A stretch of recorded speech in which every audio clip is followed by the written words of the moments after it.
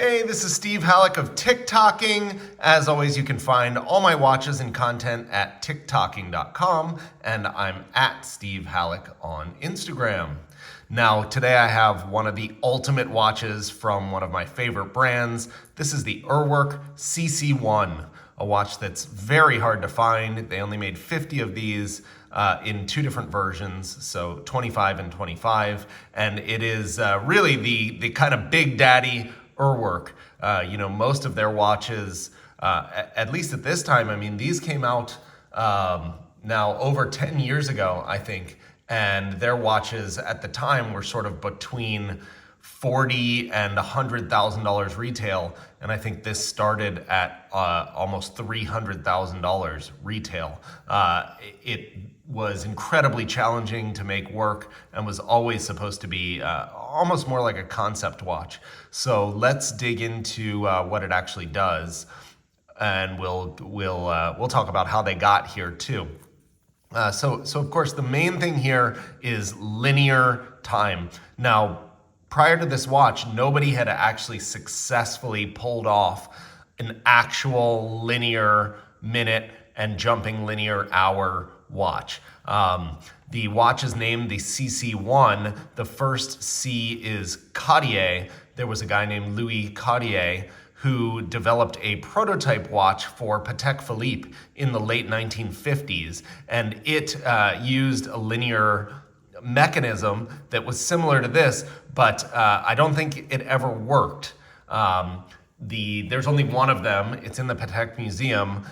Nobody has really been able to confirm if it ever worked or didn't work, but the rumor is that it didn't, and mainly it is because of this piece right here, which we'll go into soon, but the technology to produce this long-toothed rack that actually is responsible for the mechanism here just didn't exist at the time. So, okay, what are we looking at here? At the top, we've got seconds, and that is displayed in two different ways. Over here is the easy way. It's just a digital counter. Here is this really cool spiral that runs along this linear track. So you actually have linear seconds and digital seconds there. Let that run for a second and you'll see what I mean. So this is a spiral etched into this disc, and it works its way across. Okay, here is where the real magic happens. You've got your minutes and your hours.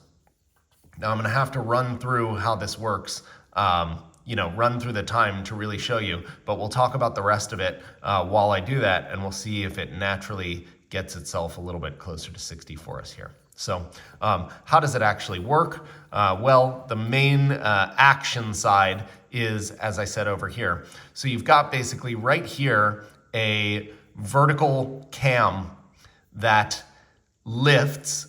So you can imagine there's a disc there with sort of arms that come up like that, or sloped sections. And as it turns, it pulls this piece, which is a very long, you can see it kind of honeycomb there. It's a very long arm, and on this end of the arm are teeth right there and a spring holding the whole thing. So it pulls this up, and when it gets all the way, it releases and pulls back down. As this turns and that moves, it's turning a big cylinder, which you can see here. That's the minute cylinder, and those are the minute markings, right? So you can see those, how they fill this up. And when it flies back, wipe some of those prints off, it then also turns this other cylinder, which you can see in there with the bars, and that is what does the hours.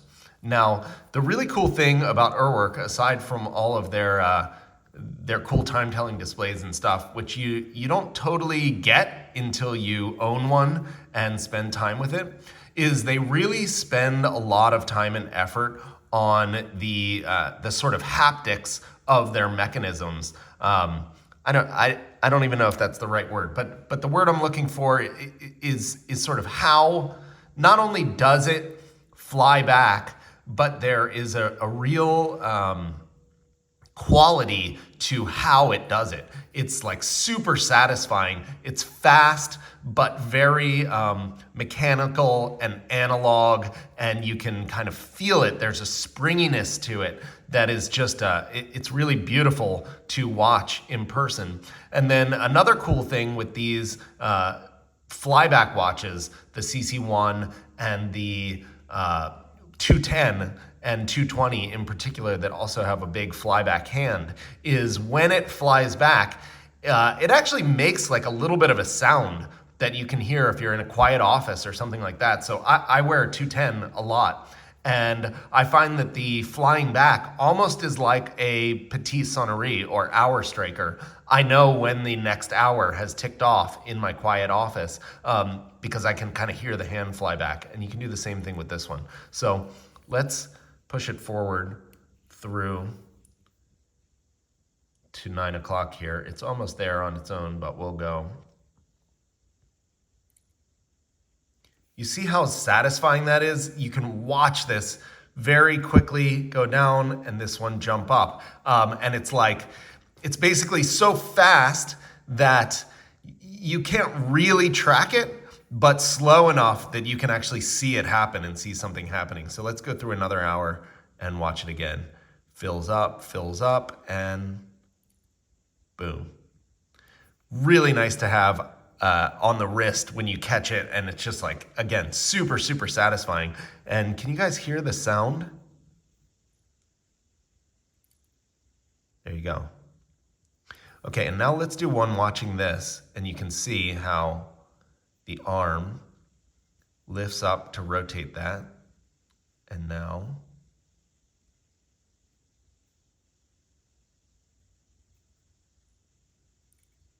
boom. Look how nice that action is with that spring. So that was the big technological achievement here.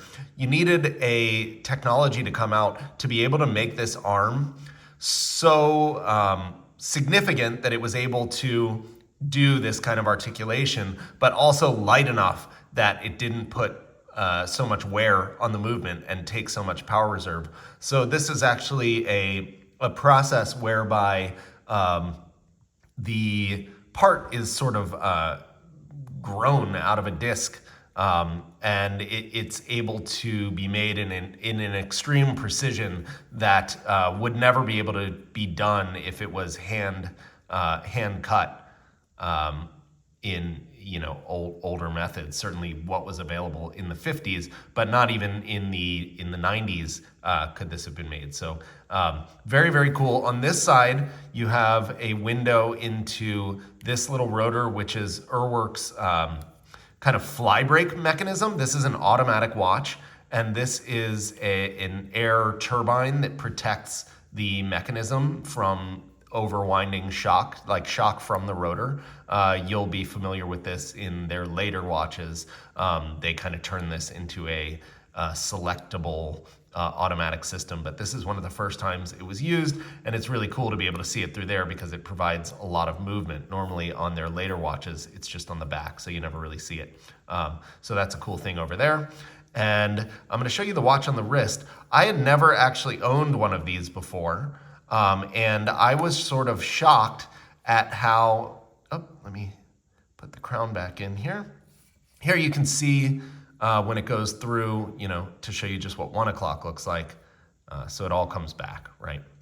So let's go back to here, and you can go through pretty fast. It's a pretty robust mechanism, so it's not like it's really annoying to set the time. I've had, some watches where they have things like this and they like urge you to go extremely slowly through it, and you just think you're going to break it all the time, but this is like super robust and you can just kind of cruise through, right? So let me show you on the wrist. I had never owned one of these. I had just kind of admired it from far, and I thought that maybe it was unwearable, but the reality is it sits super easy on my wrist. I have a pretty narrow wrist, and it doesn't extend on either side. The entire case is curved. Let me show you that again. So the case itself is curved, so it really hugs the wrist, and there's no lugs. This comes straight out of the back and is able to go straight down. And this as well, right out of the front, and is able to go straight down. So look, even on a very tiny wrist, that would work. Mine's kind of more like that, and it still works quite well. So again, here, and really comfortable, really easy to tell the time. Obviously, you have your indications right here. So once you're used to looking at it, it's basically a digital watch. My kid could tell time on this thing. So this is it. I mean, I really love the idea of one of the things I love about Urwerk is they're so fantastic for like everyday wear. You know, people look at them and they're so weird that people's original thought is like, oh, that's just kind of a novelty watch to like, you know, have as something that you don't wear very often. But I actually find the opposite. I usually dress very casually. You know, I'm in a casual like sweatshirt today, and they're made such that they can be worn all the time, basically. This isn't ostentatious at all. Nobody would know what you're wearing. Really easy to tell the time, really comfortable on the wrist. They're very robust mechanisms that don't tend to exhibit issues in my experience. So overall, I love that idea of a kind of mega super exotic piece, but it's extra stealthy and can really be worn all the time with any sort of clothing or dress or whatever. And this is sort of the ultimate version. So the CC1, oh, I forgot. So the first one, C, is Cartier, named after Louis Cartier, who they took some of the design from. And some was also taken from the old linear speedometers in cars. I know in their press release, they talk about one of the shots from Hitchcock's The Birds, where you can see like the speedometer in the windshield and the birds attacking the car. So that was another influence here. But the second C is Cobra. So Cartier Cobra 1. I don't know if they ever intended to make a CC2, but it's been over a decade and they haven't done it yet. So I guess we'll see in the future. Anyway, this is the Urwerk CC1 in black Altin, which is a really hard coating that has this kind of gray sheen to it, but it's Altin Gold, something unique for Urwerk. 25-piece limited edition, available right now at TikToking.com, but not for long. So I hope you guys enjoyed it. This is a really special one. Thank you.